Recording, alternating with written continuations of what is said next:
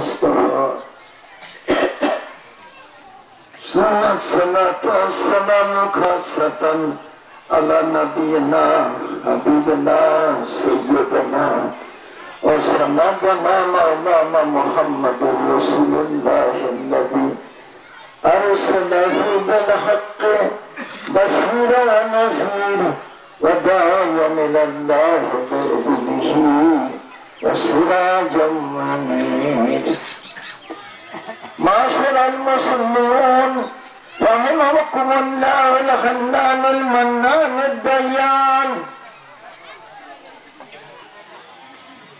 আমার প্রাণপ্রিয় মুসলিম کرام মহান রব্বুল আলামিনের লাখ লাখ শুকরিয়া যে মহান রব্বুল আলামিন আমাদেরকে আপনাদেরকে একটি বছর পর আবার ঈদুল আজহার জামাতে আমাদেরকে সমবেত করেছেন এবং আমাদের ভিতর থেকে অনেকেই আজকের ঈদুল আজহার যে উদ্দেশ্য সেই উদ্দেশ্য সকলের জন্য কোরবানি করার জন্য আল্লাহ রাব্বুল আলামিন তৌফিক দান করেছেন। সেই মহান রাব্বুল আলামিনের লাখ লাখ শুকরিয়া জ্ঞাপন করে আমরা সবাই জোরে সরে বলি আলহামদুলিল্লাহ। অতঃপর আকায়ে নামদার তাজদার মদিনা সরওয়ার কায়নাত হাবিবে জাহান জানাজা আকা মুহাম্মদুর রাসূলুল্লাহ সাল্লাল্লাহু আলাইহি ওয়াসাল্লামের প্রতি লক্ষ কোটি দরুদ সালাম সবাই পড়ি সাল্লাল্লাহু আলাইহি ওয়াসাল্লাম। ভাইরা আমার, আজ কিসের জন্য যেটা আপনারা বহুদিন থেকে শুনে আসছেন, আজকেও শুনেছেন, এই জন্যই যে আমাদের ভিতরে মানুষের ভিতরে পশুত্ব যখন স্থান পায় সেই পশুত্বকে বিতরণের জন্য আল্লাহ রাব্বুল আলামিন এই ঈদুল আজহা আল্লাহ রাব্বুল আলামিন ব্যবস্থা করেছেন। আর তা ছিল একমাত্র পরীক্ষার মাধ্যমে সেই জিনিসটা আল্লাহ রাব্বুল আলামিন উম্মত মুহাম্মাদের জন্য কিয়ামত পর্যন্ত জারি রাখবেন। সেই পরীক্ষার মাধ্যমে যেহেতু এসেছে, আমার তো মনে হয় ইব্রাহিম খলিল আলাইহিস সালামের যদি ওই রকম পরীক্ষা না হইতো সারা বিশ্ব মুসলিম আজ কিয়ামত পর্যন্ত তারা এই কোরবানি দিত না। যেহেতু ইব্রাহিম আলাইহিস সালাম কি করেছেন, আল্লাহ রাব্বুল আলামিনের আদেশে ওহীর মাধ্যমে নয়, স্বপ্নের মাধ্যমে তিনি জানলেন। এ সম্পর্কে আপনারা অনেক জানেন, শুনেছেন। সেদিকে যাব না, স্বপ্নের মাধ্যমে জানলেন। জানা ওহীতে জানা এক কথা, আর স্বপ্নের মাধ্যমে জানা আর এক কথা। তবে নবী এবং রসুলগণের স্বপ্ন, রসুল বলছেন যে রুইয়া সালেহাতু খায়রুম মিন আর খামসা ওয়া আরবাঈনা জুজুম মিনান নবুওয়াতি। সৎ স্বপ্ন নবুয়তের 100 ভাগের 45 ভাগের সমান। সেই হিসাবে ইব্রাহিম আলাইহিস সালাম স্বপ্নে দেখলেন, তাই তো কোরবানি করার জন্য বাস্তবায়ন করলেন তিনি। মিনার ময়দানে মাসবায় গিয়া যে সমস্ত হাজী সাহেবরা বিনায় গেছেন, সেই মাসবায় গিয়া ইব্রাহিম আলাইহিস সালাম নিজ পুত্র ইসমাইল আলাইহিস সালামকে বললেন, ইন্নী রাআইতু ফিল মানামি আন্নী আযবাহুকা, বেটারে আমি দেখলাম, স্বপ্নে দেখলাম যে আমি যেন তোমাকে জবে করছি। ফানজুর মাতা তারা, তোমার অভিমত কি? তখন ইসমাইল আলাইহিস সালাম বললেন, ইয়া আবাতি ফাল মা তুমারু সাতাজুদিনি ইনশাআল্লাহ মিনাস সাবিরিন। আব্বা, আপনাকে আল্লাহ যা আদেশ করেছেন অতি তাড়াতাড়ি তা সম্পন্ন করুন, আমাকে সহনশীলতার মধ্যে থেকে পাবেন। এই কথা ঘোষণা দিলেন। ফালাম্মা আসলামা আতাল্লাহু লিল জাবিন, যখন পিতা এবং পুত্র রাজি হয়ে গেল, ছুরি চালাবেন না দেয় না হইয়া ইব্রাহিম যখন ছুরি চালাইতেছেন তখন আল্লাহ রাব্বুল আলামিন ঘোষণা দিলেন, হে ইব্রাহিম কাদ সাদ্দাক্তার রুইয়া, তোমার স্বপ্ন তুমি সফল করেছো। ইন্নাকা যালিকা নাজিল মুহসিনিন, এভাবেই সৎ ব্যক্তিদেরকে আমি পরীক্ষা করে থাকি। আল্লাহ রাব্বুল আলামিন এই ঘোষণা দিলেন। এদিকে আল্লাহ রাব্বুল আলামিনের আদেশ বাস্তবায়নের জন্য ইব্রাহিম আলাইহিস সালাম ইসমাইল আলাইহিস সালামের গলায় ছুরি চালনা করতেছেন, পড়তেছেন আল্লাহু আকবার আল্লাহু আকবার লা ইলাহা ইল্লাল্লাহ আল্লাহু আকবার লিল্লাহিল হামদ। এদিকে আল্লাহ রাব্বুল আলামিন আরশাদিন থেকে জিবরাইল আমিনকে হুকুম দিলেন, ও জিবরাইল চলে যাও, আজকে যদি ইব্রাহিম আলাইহিস সালামের পুত্র ইসমাইল আলাইহিস সালাম কুরবানি হয়ে যায় তাহলে আমার বিশ্ব নবী আকাই নামদার তাজেদার মদিনা দুনিয়ার আশা বন্ধ হয়ে যাবে। অতএব হে জিবরাইল তুমি যাও, বৃহস্পতির ভিতরে একটা দুম্বা 1 নয় 2 নয় 40 বছর হলো লালন পালন করা হয়েছে, সেই দুম্বাকে তুমি নিয়ে যাও। যে জিবরাইল আলাইহিস সালাম সেই দুম্বা নিয়ে এবং অসংখ্য ফেরেশতা নিয়ে পড়তেছেন আল্লাহু আকবার আল্লাহু আকবার লা ইলাহা ইল্লাল্লাহ আল্লাহু আকবার আল্লাহু আকবার লিল্লাহিল হামদ। এই আওয়াজ হযরত ইব্রাহিম আলাইহিস সালামের কানে পৌঁছলো, তিনি পড়তে থাকতেন আল্লাহু আকবার আল্লাহু আকবার লা ইলাহা ইল্লাল্লাহ আল্লাহু আকবার লিল্লাহিল হামদ। এটা পড়লেন। তারপরে ইসমাইল আলাইহিস সালাম ছুরির নিচে থেকে বলতেছে আল্লাহু আকবার লিল্লাহিল হামদ আল্লাহু আকবার লিল্লাহিল হামদ। রব্বুল আলামিন তোমারই প্রশংসা, যেই জন্য আমার পিতাকে তুমি আদেশ দিয়েছো স্বপ্নের মাধ্যমে, আমার পিতাও তোমার প্রশংসা করেছে। আমার মতো পুত্রকে যদি তুমি চেয়ে থাকো আল্লাহ রাব্বুল আলামিন আমার জীবন ধন্য হয়ে যাবে, তাই তো আমি কোরবানি হতে রাজি হয়ে গেছি আল্লাহ, তাই তো তোমারই একমাত্র প্রশংসা করি। ভাইরা আমার, হযরত ইব্রাহিম আলাইহিস সালামের বয়স যখন 99 বছর, এই সময় আল্লাহ রাব্বুল আলামিন একটা সন্তান না পুত্র সন্তান দান করেন। আল্লাহ রাব্বুল আলামিন সূরা ইব্রাহিমে কোরআনুল কারীমে বলেন আলহামদুলিল্লাহিল্লাযী ওয়াহাবা লি আলাল কিবারি ইসমাঈলা ওয়া ইসহাকা ইন্নাল্লাহা লাসামিউদ দুআ। ইব্রাহিম আলাইহিস সালাম বললেন আলহামদুলিল্লাহিল্লাযী ওয়াহাবা লি আলাল কিবারি, ওই আল্লাহর প্রশংসা যিনি আমাকে বার্ধক্য জীবনে আমাকে পুত্র সন্তান দান করেছেন। তিনি কে? ইসমাইল আলাইহিস সালাম। এরপরে আবার ইসহাক আলাইহিস সালামের কথাও আছে। আপনারা সবাই জানেন কোরবানি কি হয়েছে, কাকে কোরবানি দেওয়ার জন্য নির্দেশ করেছিলেন আল্লাহ? ইসহাক আলাইহিস সালাম। খবরের কাগজ যারা পড়েন তারা জানেন কোন বছরই এই প্রশ্ন করি নাই, যেহেতু তিনারা পড়ছেন খবরের কাগজে আসতেছে ইসহাক আলাইহিস সালামকে দিয়েছে। আবার সেখানে সে বলা হয়েছিল কি যে কোরবানিটা করছিল ওটা দুম্বা নয়, অন্য জীব। নাউযুবিল্লাহি মিন যালিক। আজকে কাবার ইতিহাসে পড়ে দেখলাম যে সেই দুম্বাটার যে সিং, যে দুম্বাটা জিবরাইল আলাইহিস সালাম নিয়ে আসছিলেন, 40 বছর পালা পোষা করছে জান্নাতের ভিতরে, সেই দুম্বাটার সিং বহুদিন পর্যন্ত খানায় কাবার ভিতরে ঝুলানো ছিল। এবারে বইতে লেখছে যে একটা দুর্ঘটনার ফলে সেই সিংটা ভেঙে যায়, সেখান থেকে স্থানান্তরিত করা হয়, সেখানে আর নাই এখন। সে দুর্ঘটনা সম্ভবত খোলাসা লেখেন আমার মতো হাজ্জাজ বিন ইউসুফ যখন খানায় কাবা ভাঙতে চাইছিল ওই সময় এই ঘটনা ঘটে যায় আর কি। যাই, তাহলে আমরা নিঃসন্দেহে যে আল্লাহ রাব্বুল আলামিন দুম্বা পাঠাইছিলেন এবং দুম্বা কোরবানি করছিলেন। আর সেই ইসমাইল আলাইহিস সালামকে যদি কোরবানি হতো তাহলে তো যে আমার পূর্ববর্তী বক্তা ভুলে গেছে, তাহলে কি ওই বিশেষ করে আমার মাওলানা নূর মোহাম্মদ বলে গেছে, আমার আব্বাকে জিজ্ঞাসা করলাম মানুষকে যদি কোরবানি দেওয়া লাগতো আমাকে যদি কোরবানি দিতে হইতো আপনি কি দিতেন? হ্যাঁ, কেউ ছেলেরাও ভাগ্যে যেত, তাই না? আল্লাহ রাব্বুল আলামিন এটা একটা পরীক্ষা, নাকি কন?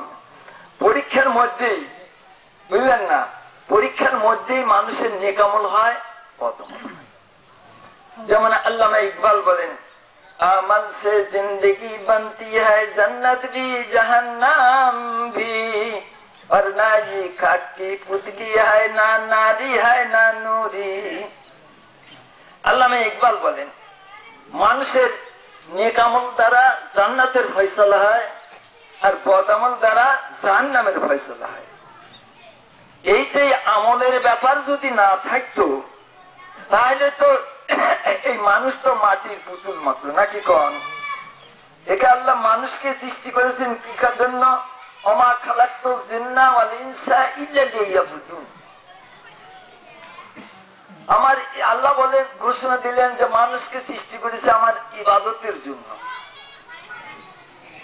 ইবাদত দুই প্রকার, একটা হলো ইবাদতে মালি, সম্পদের ইবাদত, ওইটা হলো হজ এবং যাকাত, সাদকা, ফিতরা ইত্যাদি। ইবাদতে মালি, সম্পদের ইবাদত। আর ইবাদতে বাদনী হলো মানুষ শরীর দিয়ে, অন্তর দিয়ে যে ইবাদত করে, নামাজ, রোজা ইত্যাদি, কালিমা ইত্যাদি, কোরআন কারিম পড়লে এসব এই শারীরিক ইবাদত। আর আর্থিক ইবাদত হলো হজ, যাকাত ইত্যাদি। আল্লাহ রাব্বুল আলামিন এখানে মানুষকে ইব্রাহিম আলাইহিস সালাম কুরবানি করছেন, নাকি দেখতে পাচ্ছেন? কেন এইটা জারি রাখলেন?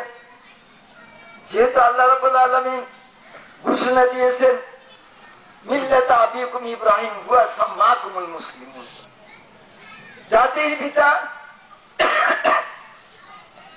সেই মুসলমান জাতিকে মুসলমান নাম রেখেছেন তিনি।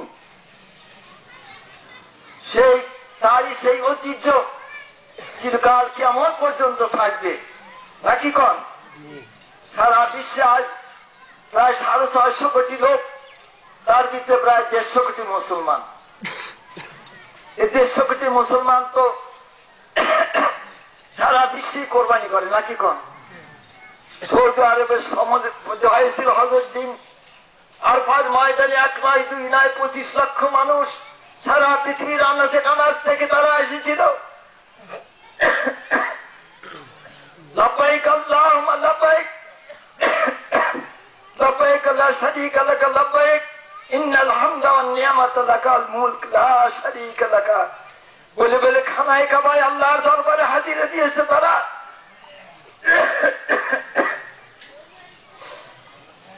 এই হাজিরাটা কি? এই হাজিরাটা হচ্ছে এই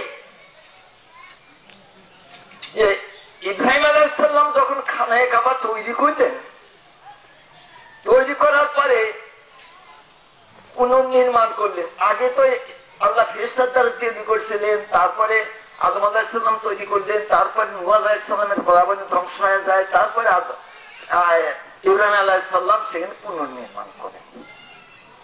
হাজী সাহেবগণ যেনারা আছেন, তেনারা কাবা, খানায় কাবার উত্তর দিকে দেখতে হয়তো দেয়াল দেখারে আছে, তাকে বলে হেতিমে কাবা। ইব্রাহিম আলাইহিস সালাম অতটুকু সহ কাবা, খানায় কাবাই করেছে। তারপরে আমার নবী হুজুর পাক সাল্লাল্লাহু আলাইহি সাল্লামের 14 বছর বয়সে যখন কুরাইশগণ খানায় কাবা নির্মাণ করে হেতিমে কাবা বাদ দিয়ে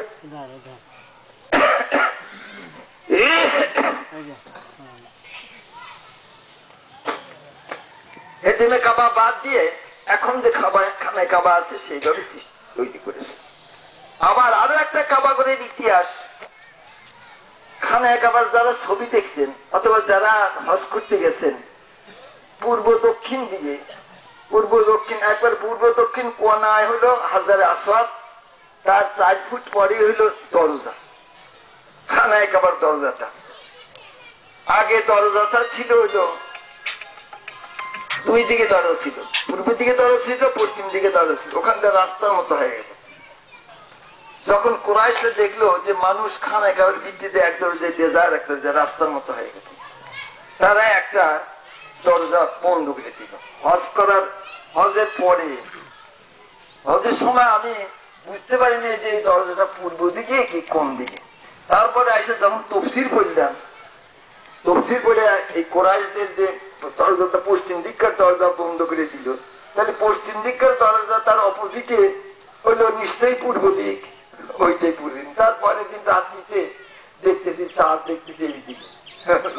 রাত্রিতে যখন গেলাম, রাত বোধহয় তখন 1টা বাজে, তখন গেছি আবার রাত 10টার সময় চলে গেছি, আবার 1টার সময় আসি, তবে জিয়ারত করে বলছেন না শেষের জন্য, তবে বিদা করে বলছেন না শেষের। এইভাবে দেখলেন খানাই কাবার দরজা পূর্ব দিকে, দক্ষিণ পূর্ব। আল্লাহ রাব্বুল আলামিন আপনাদেরকে সবাইকে খানায় কাবার মুসাফির হওয়ার এবং রাসূল পাক সাল্লাল্লাহু আলাইহি ওয়াসাল্লামের রওজায় গিয়ে সালাম দেওয়ার তৌফিক এনায়েত করেন। সবাই বলেন আমিন।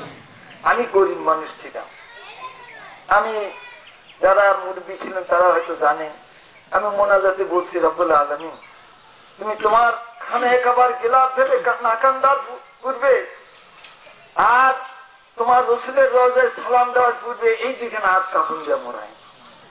আল্লাহ তা শুনছেন। আপনারা সত্যি, আমি অসুস্থ মানুষ, আপনারা দোয়া করেন। আজকেও শেষ রাতে, কালকে 2বার পায়খানা হয়েছে, শেষ রাতে 1বার পাতলা পায়খানা হয়েছে। ফজর বাদে মনে করলাম যে আর ঈদগাহ যাইতে পারবো না, মনে হয় এমন অবস্থা হয়ে গেল। তারপরে মনে হয় যে আপনাদের দোয়ার বরকতে আল্লাহর মর্জি আমার ওই দুর্বলতা কাটিয়ে গেল। আল্লাহর মর্জি সহি সালামতে আপনাদের সামনে আসছি। আবার আগামী বছর, 1টি বছর পর হয়তো আপনারা কেউ থাকবেন না, আমিও নাও থাকতে পারি। কখন ডাক আসবে, এই ডাকের সাড়া দিতে হবে।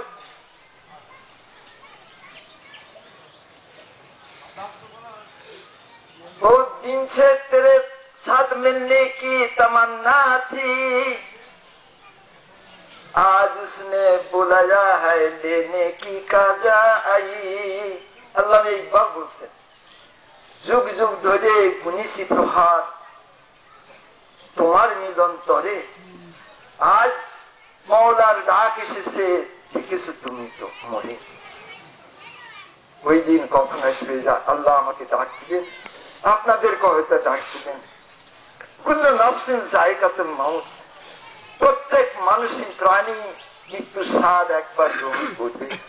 আমাকে গ্রহণ করতে হবে, আপনাদেরকে গ্রহণ করতে হবে। কেউ পারে নাই। খোদাই দাবি করেছিল 7টা নমরুদ ফেরাউন নাকি কোন, তারা কি বেঁচে গেছিল? বাঁচে নাই। আমরাও বাঁচবো না, আমরা আল্লাহর দরবারে হাজির হতে হবে আমাদের। তাই আমাদেরকে যে উদ্দেশ্যে আল্লাহ সৃষ্টি করেছেন, আমি এর আগে বলছি, আল্লাহ বলছেন ওমা খালাকতুল জিন্না ওয়াল ইনসা ইল্লা লিয়াবুদুন, আমার ইবাদতের করার অর্থে আমি তোমাদেরকে সৃষ্টি করেছি। আবার আব্দুল্লাহ ইবনে আব্বাস রাদিয়াল্লাহু তাআলা আনহু তিনি বলেন, ইবাদত হলো কি, এই আহাদুন, আল্লাহর একত্ববাদ তুমি প্রশংসা করবে। তুমি মানুষ, তোমাকে আমি সৃষ্টি করেছি, তোমাকে আমি গাছপালা বৃক্ষলতা ইত্যাদিকে সিজদা দেওয়ার অবস্থায় আল্লাহ করে দেয় নাই, নাকি কারণ গাছ তারাই থাকে, তাই না? কিন্তু তারা কি করে? তারাও আল্লাহর ইবাদত করে। ইমিন সাইয়্যিম লা ইউসাব্বিহু বিহামদি রাব্বিহি আও কামা কাল। পৃথিবীতে এমন কোন জিনিস নাই যারা আল্লাহর তাসবিহ করে না। গাছগুলো তারা থেকে আল্লাহর তাসবিহ করে। মানুষকে আল্লাহ রাব্বুল আলামিন যত নিয়ামত দান করেছেন, এত নিয়ামত কোন জীবকেই আল্লাহ রাব্বুল আলামিন দেন নাই।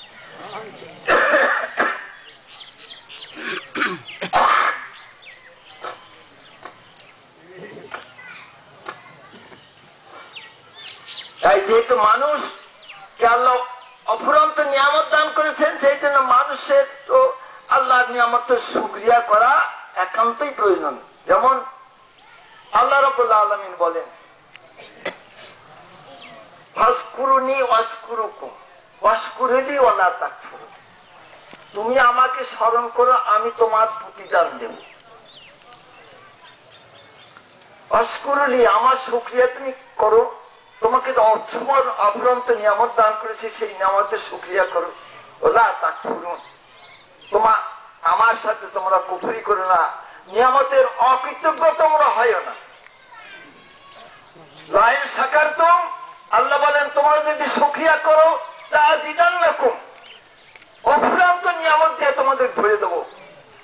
ওয়াইন কাফারতুম, আর যদি তোমরা কুফরি করো, আমার সাথে অকৃতজ্ঞ হও, জানিয়ে রাখো ইন্না আযাবি লাহুল আযাবুল আলীম, আমার আযাব যে এত কঠোর, যে আযাব জাহান্নাম নিজেই ভয় করে। জাহান্নামের ভিতরে দুইটা ওয়াদি আছে, ময়দান আছে, তার নাম হলো তিনাতুল খাবার, আর একটা হইল জুব্বুল হুজুন। হুজুর পাক সাল্লাল্লাহু আলাইহি সাল্লাম বলেন সাহাবাদেরকে, আমার সাহাবায়ে কিরাম, তোমরা তিনাতুল খাবার এবং জুব্বুল হুজুন থেকে পানা চাও। রাসূল বললেন, ও সাহাবায়ে কিরাম, তোমরা জেনে রাখো ওই জুব্বুল হুজুন এবং তিনাতুল খাবার থেকে এই জাহান্নাম যে নিজেই একটা জাহান্নাম, সেই আল্লাহর কাছে 400 বার পানা চায় যে আল্লাহ, আমাদের যদি কোনো বেয়াদবি হয়ে থাকে আমি জাহান্নাম, আমার যদি কোনো বেয়াদবি হয়ে থাকে তাহলে তুমি কি করো, আমাদের ওই জব্বুল হুসেনে আর তিনাতুল খাবালে দিও। এত শাস্তির জায়গা, তাই তো রাসূল বললেন যে তোমরা জব্বুল হুসেন আর তিনাতুল খাবাল থেকে পানা চাও। আমি ভাইদেরকে বলি, আপনারা প্রতিটা নামাজের পরে, ফরজ নামাজের পরে আল্লাহুম্মা আজিরনা মিন জব্বিল হুজুন ওয়া তিনাতিল খাবাল, এর থেকে 3 বার বললেন, আল্লাহর কাছে পানা চাইেন, আল্লাহ পানা দিব। এখানে আমি শেষ করতে চাই। ভাইরা আমার, অনেকক্ষণ বিরক্ত করলাম নাকি? কোন নদী বসে আছে, বাড়িতে কোরবানি করবেন, আনন্দ করবেন, যাক এখানে জানি না।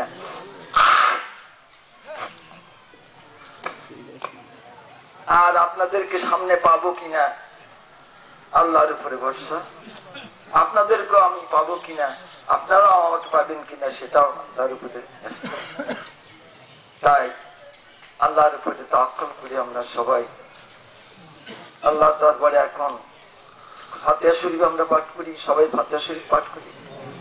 এবং অনেকেই বলছেন যে ভাই আমার মেয়ে, আমার স্ত্রী কোরআন শরীফ খতম করছে, আপনারাও যদি কোরআন শরীফ খতম করে থাকেন নিজ নিজ সাইড দিবেন।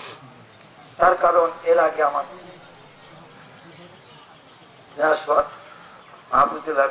বলছেন যে যারা কবরে চলে গেছে ওনারাও তো ঈদের জামাতে আসতো নাকি? কোন এই ঈদের জামাতে প্রথম কাতারে থাকতেন, দেখা দেখতে দিঘি সাহেব, বড় হাজি সাহেব, আব্দুল হাজি সাহেব, আমাদের গ্রামের কিবলা থাকতেন, বাদলাম থাকতেন, এইভাবে মুরব্বী মেয়ে মানুষ, আল্লাহ আল্লাহ মানুষগুলো তারা থাকতেন। সেই কাতারের মানুষগুলো আর না, তারা চলে গেছে। তাই কবরে যায় নাই এমন কোন মানুষ নাই, তাকে আছে নাকি? কোন সবাই পিতা মাতা, ভাই বোন, স্ত্রী পুত্র পরিজন কবরে, তারা বলে এতিম অবস্থায় আছে। রাসূল বলছেন যে তোমরা এতিম হয়ে কবরে শুও না। সাহাবায়ে কেরাম, ইয়া রাসূলুল্লাহ, এতিম হয়ে কবরে শোয়া কেমন? রাসূল বললেন যে তোমরা এমন অবস্থায় এসো না যে তোমার দোয়া করার কেউ থাকবে না। ওয়ালাদুন সালিহুন ইয়াদউ লাহু, এক সন্তান রেখে এসো, যেই সন্তান তোমার জন্য 5 ওয়াক্ত নামাজ পড়ে রব্বির হামহুমা কামা রাব্বায়ানি সাগীরা, আল্লাহ আমার পিতামাতাকে তুমি এনারা যেরকম শৈশবে লালন পালন করেছেন, কষ্ট করেছেন, আমাদের পিতামাতাকে তুমি কবরে আর আযাব দিও না আল্লাহ, তুমি তাদেরকে সুখী রাখবে। এইভাবে তার পিতামাতার জন্য দোয়া করো। তারা দুনিয়ার দিকে তাকিয়ে আছে, তাই আমরা মোনাজাত করবো।